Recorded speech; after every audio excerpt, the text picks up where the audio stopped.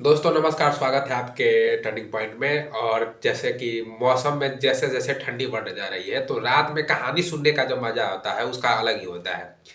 पहले वीडियो में हमने बात किया था प्रेमचंद की एक बहुत ही इंटरेस्टिंग कहानी, बड़ी घर की बेटी।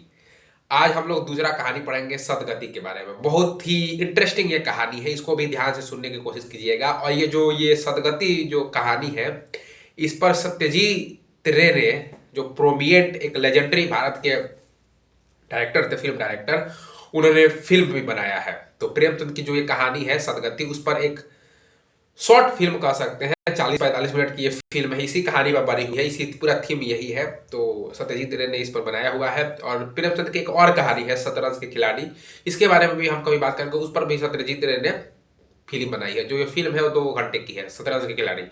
ये जो फिल्म है ये 40 मिनट की है, शॉर्ट फिल्म है। तो चलिए शुरू करते हैं सदगति के बारे में। और देखिए सदगति, ये जो कहानी आपको दिखाई देता है, जैसे आप प्रेमचंद्र की कहानियों के युग पढ़ते हैं तो प्रेमचंद्र ने अपनी पहली कहानी 1910 के आसपास लिखना शुरू किया था। ठीक है, वो समय वो उर्दू में लिखा करते थे। उर्दू में जो कहानी लिखे थे तो एक संकलन में प्रकाशित हुआ जिसको सोजे वतन कहते थे। अंग्रेजों ने उसको बैन कर दिया, जब्त कर दिया। फिर 1915 में वो हिंदी के कहानी लिखने लगे, हिंदी भाषा में कहानी वो लिखने लगे। उर्दू में लिखते थे पहले, उसके बाद हिंदी में कहानियां उनकी आने लगी। और 1915 से 1936 तक प्रेमचंद प्रसाद युग कहा जाता है। जब आप साहित्य को पढ़ते हैं तो प्रेमचंद्र युग, प्रसाद युग, जयशंकर प्रसाद का युग कहा जाता है। एक्चुअली जो ये युग है 1915 से 1936, ये मैथ जैसा ऑब्जेक्टिव नहीं होता है। मतलब ये लगभग होता है कि लगभग ये था। साहित्य में जो लिटरेचर में चीजें लगभग कहीं पा सकती है। खैर उसके बारे में बाद में बात करेंगे। शुरुआत में प्रेमचंद्र पर भी आरोप लगाया जाता है कि यह जातिवादी के, मतलब एक कठोर पुरजोर समर्थक थे। कहानियों में भी झलकती है। जैसे आपको मैं कहानी कभी सुनाऊंगा, बूढ़ी काकी, तो उसमें वो दिखाते हैं, ब्राह्मणों के बारे में बताते हैं, लेकिन धीरे धीरे उनकी भी लिखन शैली बदलती है। वो अब दलितों पर भी नजर डालने लगते हैं। तो उससे से रिलेटेड कहानी है सदगति, और बहुत ही इंटरेस्टिंग कहानी है। अब वो सुनकर काफी अच्छा लगेगा। चलिए शुरू करते हैं कहानी को। ठीक है। दुखी चमार द्वार पर झाड़ू लगा रहा था। कहानी शुरू होती है कि एक दुखी चमार व्यक्ति है और वह घर के सामने क्या लगा रहा था, झाड़ू लगा रहा था। उसकी पत्नी झूरिया घर को गोबर से लिप रही थी। और जो उसकी पत्नी थी, जो दुखी था, दुखी उसका नाम था, वह दुखी था नहीं, उसका नाम दुखी था, जात का चमार था। और उसकी पत्नी का नाम था झूरिया, जो गोबर से घर को लिप रही थी। और घर से लिपने का कारण क्या हो सकता है दोस्तों? हो सकता है कि कोई पूजा पाठ हो या कोई फंक्शन हो। ठीक है, आगे पढ़ेंगे तो समझ में आएगा। दोनों अपने अपने काम से फुर्सत पा चुके थे। दोनों ने अपने अपने काम से फुर्सत पा लिया। तो चामारिन ने कहा, तो जाके पंडित बाबा से कह आओ ना, ऐसा ना हो कि कहीं चले जाए। दुखी चमार घर का झाड़ू लगा रहा था, उसकी पत्नी झुरिया गोबर से घर को लीप रही थी। दोनों ने अपना काम खत्म कर लिया। तो उसकी पत्नी चमारिन बोलती है दुखी से कि जाइए पंडित जी को बुला लाइए, कहीं चले जाएंगे तो फिर नहीं आ पाएंगे। दुखी, हाँ जाता हूं, लेकिन यह तो सोचो बैठेंगे किस चीज पर। ठीक है जा रहा हूं, लेकिन यह तो बताओ कि पंडित जी आएंगे तो बैठेंगे किस पर। झुरिया, कहीं से खटिया ना मिल जाएगी, ठाकुरानी से मांग लेना। उसकी पत्नी बोल रही है कि कहीं से खटिया मिल नहीं जाएगा, ठाकुरानी जी से मांग लिया जाएगा खटिया, वहीं पे पंडित जी बैठ जाएंगे। दुखी, तू तो कभी कभी ऐसी बातें कह देती है कि देह जल जाती है। ठाकुरानी मुझे खटिया देगी? आग तक तो घर से निकलती नहीं। आग तक, आज तक नहीं, आग तक तो घर से निकलती नहीं, खटिया देगी? कौथन में जाकर एक लोटा पानी मांगू तो ना मिले, भला खटिया कौन देगा?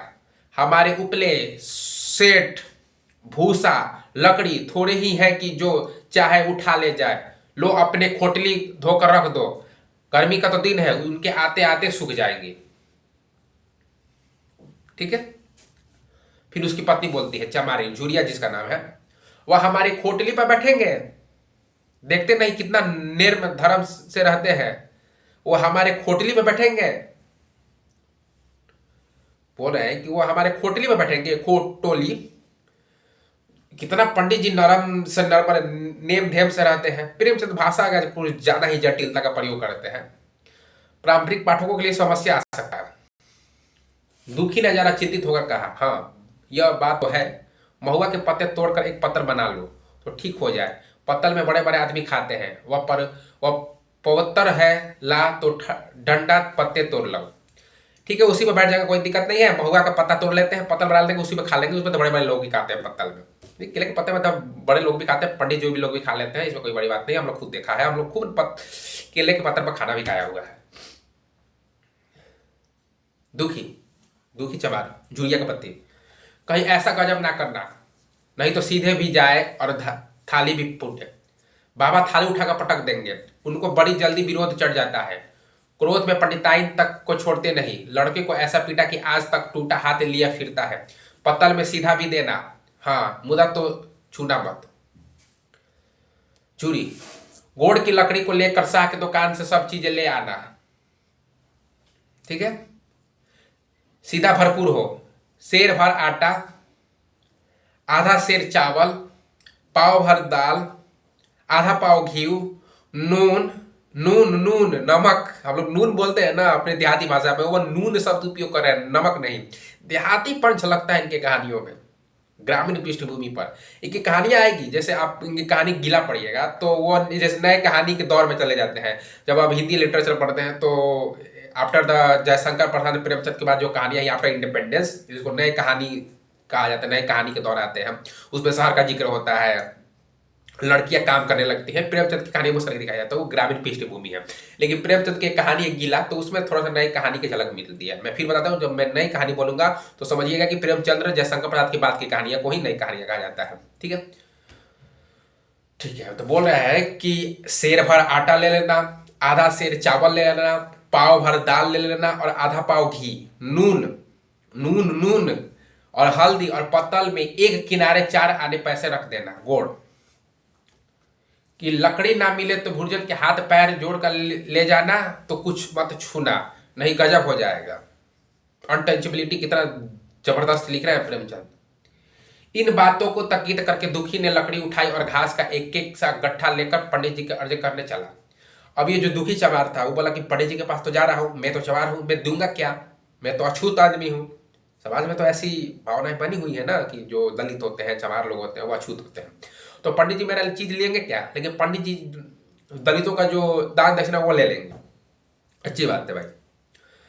तो वो घास काटा रहता है, तो उसी घास को बांधता है और अपने सर पर रखकर पंडित जी के घर चल जाता है कि मैं घास को दे दूंगा, और पंडित जी बोलेंगे चलिए पूजा पाठ करा रहा है। चलिए आगे कहानी में क्या होती है।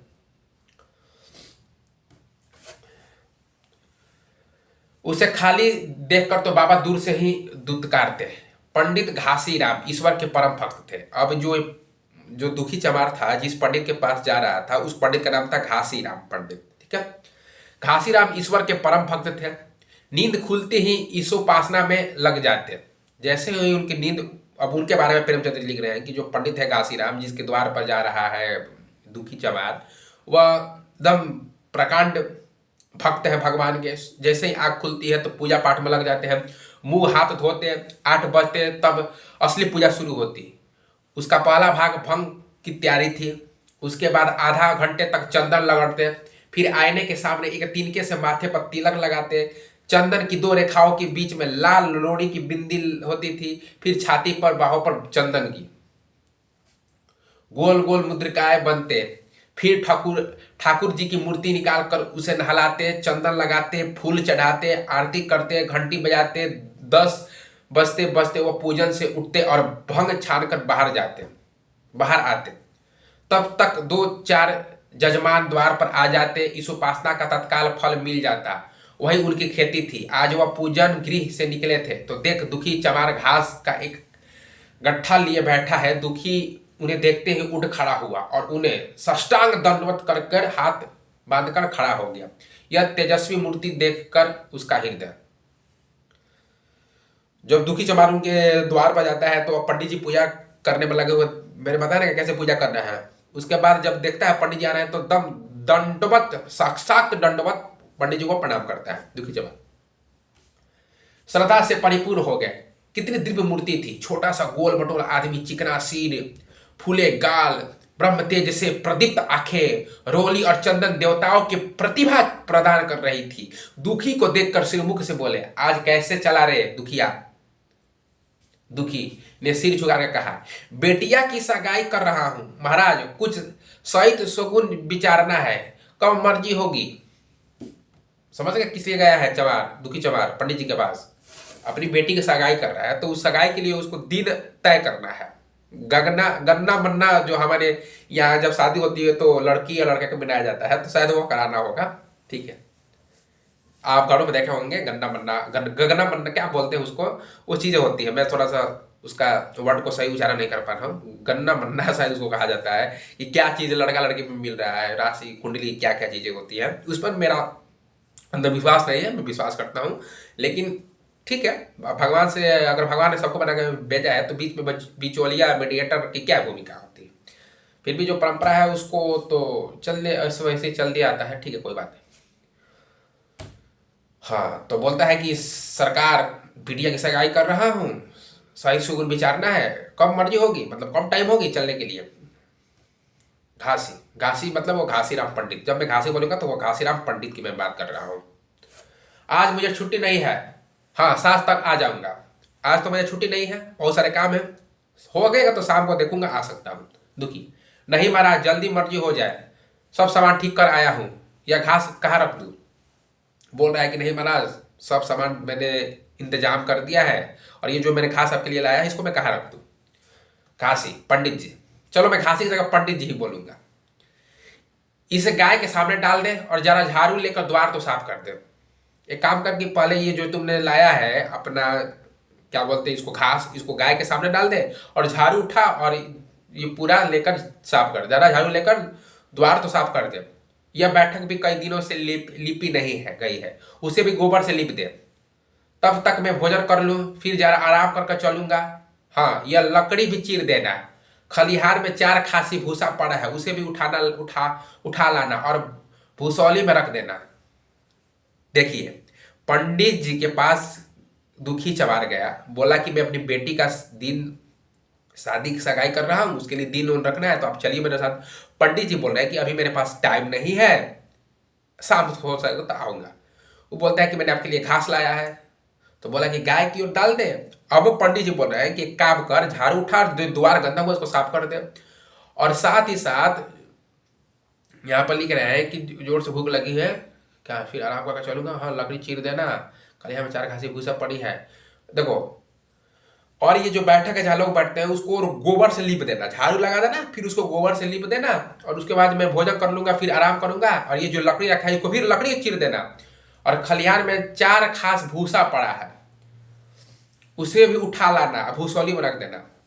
झाड़ू लगाओ, गोबर से द्वार को लीपो, उसके बाद तुम क्या करो कि भूसा को रखना भूसाली में, और उसके बाद लकड़ी चीरना, लकड़ी चीर का भूसा रखना। इतना काम करना, तब तक मैं आराम कर लूंगा, फिर तुम्हारे काम चलूंगा। अब देखिए कहानी यहीं से ट्विस्ट करेगी। दुखी फौरन हुक्म की तामील करने लगा, द्वार पर झाड़ू लगाई, बैठक को गोबर से लीपा। तब तक 12 बज गए। पंडित जी भोजन करने चले गए। दुखी ने सुबह से कुछ नहीं खाया था, उसे भी जोर से भूख लगी, पर वहां खाने को क्या धरा था।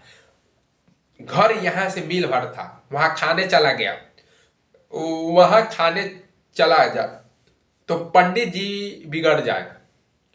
बेचारा ये भी सुबह से खा के नहीं आया था। पंडित जी खा लिए, आराम करने लगे। 12 बज गए। बेचारा पूरा घर को झाड़ू से साफ किया, उसके बाद गोबर से लीपा, और गोबर से लिपने के बाद उसके बाद भूसौल से जो भूसा होता है उसको उठा कर कस कर भूसौल में रखने लगा। अब लकड़ी भी चीरना है। पंडित जी आराम से खाना वाना खाकर, पान खाकर आराम कर रहे हैं, शाम को जाएंगे। ब्राह्मिकल सुप्रीमेसी, खैर क्या ही कहें।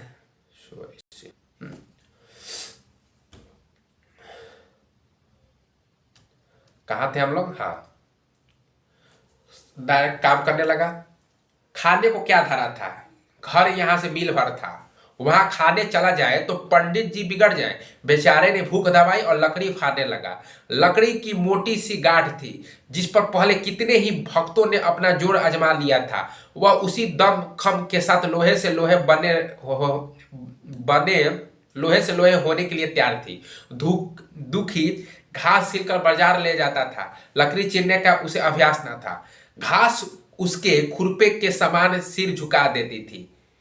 यहाँ कस कस कर लकड़ी का भरपूर हाथ लगाता पर उसका गांठ का निशान तक ना पड़ता।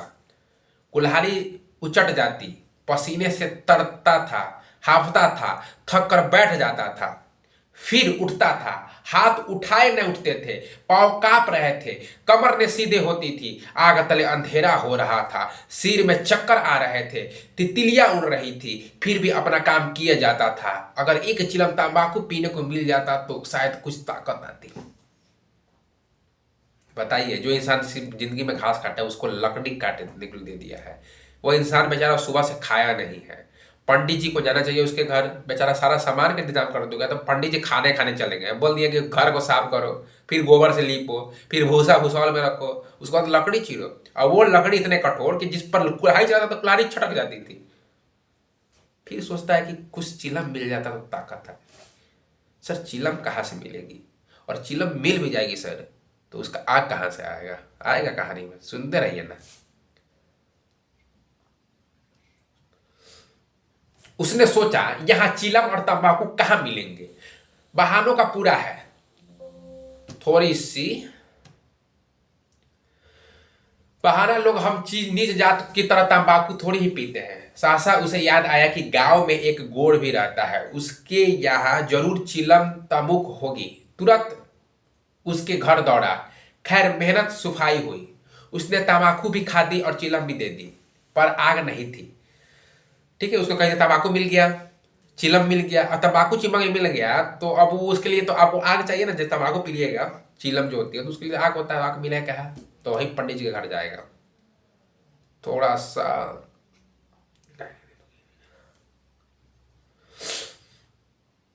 दुखी ने कहा कि आग की चिंता ना करो भाई, मैं जाता हूं, पंडित जी के घर से आग मांग लूंगा, वहां तो अभी रसोई बन रही थी।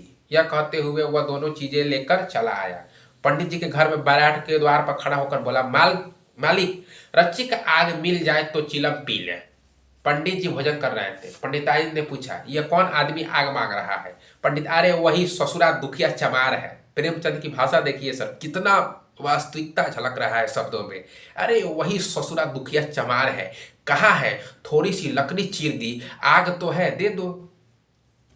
पंडिताई ने भयो चढ़ाकर कहा, पूरे अब तुम्ही तो जैसे पोथी पात्र के फेर में धर्म कर्म किसी बात की सुध ही नहीं रही।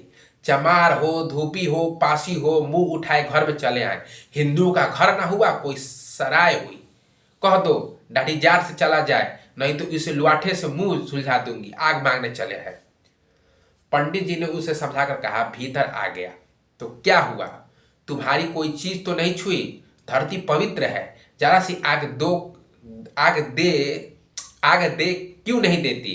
काम तो हमारा ही कर रहा है, कोई लोनिया यहाँ लकड़ी फाड़ता तो कम से कम 4 आने लेता। पंडिताई ने गरज कर कहा, वह घर में आया क्यों? पंडित ने हार कर कहा, ससुरे के अभागा था, और क्या? पंडिताइन, अच्छा इस वक्त तो आग दे देती हूं, लेकिन फिर जो इस तरह घर में आएगा तो उसकी मुंह ही जला दूंगी। पंडिताइन जी बोल रही है कि दुखी चमार घर में आ गया है, ये आया क्यों? ये आया क्यों? अगर ये आया है, अब की बार आया ना, तो जिसे ये खाना बनाना हूं, ये चौली है, इसी से चौली से इसका मुंह जार दूंगी। पंडिताइन ने ये बात बोल दी। दुखी के कानों में इन बातों की भनक पड़ रही थी। पछता रहा था कि नहाक आया। सच तो कहती है, पंडित के घर में चमार कैसे चले आए? बड़े पवित्र होते हैं यह लोग, तभी तो संसार पूछता है, तभी तो इतना मान है, सम्मान है। भर चमार थोड़ी ही है, इसी गांव में बूढ़ा हो गया, मगर मुझे इतनी अकल भी नहीं आई, इसलिए जब पंडिताइन आग लेकर निकली तो वह मानो स्वर्ग का वरदान पा गया। दोनों हाथ जोड़कर जमीन पर माथे टेकते हुए बोला, पंडिताइन माता, मुझे बड़ी भूल हो गई, घर में चला आया। चमार की अकल तो ठहरी, इतने मूर्ख ना होते तो लात क्यों खाते? अब एक भी चीज खराब लगती है, कर भी क्या, एक ऐसा सिस्टम बन जाता है, इकोसिस्टम किसी भी वर्ग का जो सप्रेस करता रहता है, तो उसके खिलाफ मुश्किल होती है वो आवाज उठाना। बदलाव आता है कि सभी समय लगता है। खुद देखिए, चमार बोल रहा है कि माफ कीजिएगा, माथे टिक रहा है। पंडिताइन इतना बोलने के बाद वो आग ला कर दे रही है उसके चिलम के लिए, तंबाकू लीजिए। ये दुखी चमार क्या सोच रहा है कि मेरे लिए वरदान मिल रहा है? कुछ भी यार। पंडिताइन चिमटे से पकड़ कर आग लाई थी। 5 हाथ की दूर से घूंघट की आड़ से देख दुखी की तरफ आग फेंकी। आग दिया नहीं, फेंक दिया आग। आग की बड़ी सी चिंगारी दुखी के सिर पर पड़ गई। जल्दी से पीछे हटकर सिर के झाटे देने लगा। उसने मन में कहा, यह एक पवित्र वाहन की घर के अपवित्र करने का फल है। ये दुखी चमार को देखिए कि जब पंडिताइन ने आग फेंक दिया, उसको तो हाथ में दिया नहीं कि वह अछूत हो जाएगा। मतलब चमार लोग से घर का साफ कारा काम करवाएंगे, वो सही है, लेकिन कोई चीज अच्छी लगे तो वह अछूत हो जाएगा। ये कुछ भी समझ में नहीं आती है चीजें। और जब ये आग फेंकी पंडिताइन, ठीक है, फेंक दी आग, जाकर उसकी चिंगारी इसके सर पर गिर गई। अब ये दुखी चमार सोच रहा है कि मैं एक चमार होकर पंडित जी के घर में चला आया तो ये भगवान का मेरे ऊपर एक श्राप है। मतलब एक भगवान हमको चेता रहा है कि तुम्हारी हिम्मत कैसे होगी, तुम पंडित के घर में चलेगा। ये चमार की मेंटेलिटी है। भगवान ने कितना जल्दी फल दे दिया।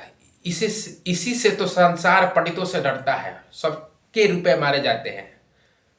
पंडितों के रुपए भला कोई क्यों मारे तो ले, घर भर का सत्यानाश हो जाए। पाव गल गल कर गिरने लगे। बाहर आकर उसने चिलम पी और फिर कुल्हाड़ी लेकर जुट गया। खट खट की आवाज आने लगी। उस पर आग पड़ गई तो पंडिताई को उस पर कुछ दया आ गई। पंडित जी भोजन करके उठे तो बोली, इस चमारवा को भी कुछ खाने को दे दो, बेचारा कब से काम कर रहा है, भूखा होगा।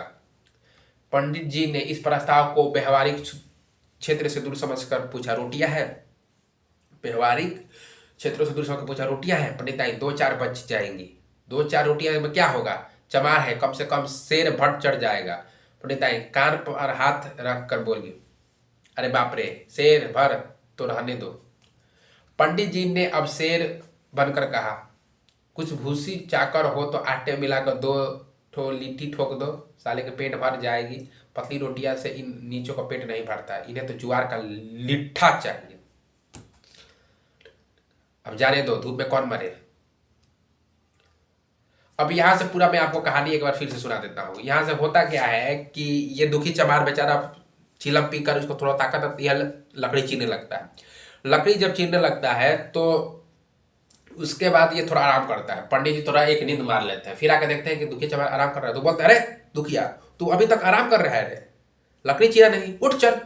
फिर ये डर कर चीरने लगता है और उसके बाद ना सुबह से खाया हुआ है, ठीक है, शाम होने लगती है और बेचारा लकड़ी चीरते चीरते चीरते चीरते चीरते चीरते चीरते होता क्या है, चीरता नहीं है, मतलब पूरा प्रहार करता है। लकड़ी काफी कठोर होती है, वो चिरा नहीं जाती कुल्हाड़ी से और वो मर जाता है। मरने के बाद पता चलता है उसकी पत्नी झुरिया को और उसकी बेटी को आते हैं, खूब रोते हैं। यहाँ पर प्रेमचंद ने बहुत अच्छा एक चीज लिखा है जो मुझे बहुत अच्छा लगा और विद्वानों ने भी इस पर सराहना की है प्रेमचंद की, कि प्रेमचंद ने लिखा है कि जब ये बात चमारों का जो कुनबा था जहां से दुखी चमार रहता था, जब ये बात पता चला तो चमारों ने कहा कि कोई भी दुखी का लाश नहीं उठाएगा। पंडित के काम करते हुए दुखी चमार मरा है, पंडित ही उसको अंतिम संस्कार करेगा, कोई उसको नहीं छुएगा। क्योंकि गांव में कोई मर जाता था, चाहे जानवर हो चाहे कोई हो, तो चमारे उठा देते ना, ऐसा ना। यहां पर दलित पूरा जागरण का एक चिंतन मिलता है, विचार मिलता है कि नहीं, दुखी चमार का लाश कोई नहीं उठाएगा, वैसे ही पड़े रहने दो।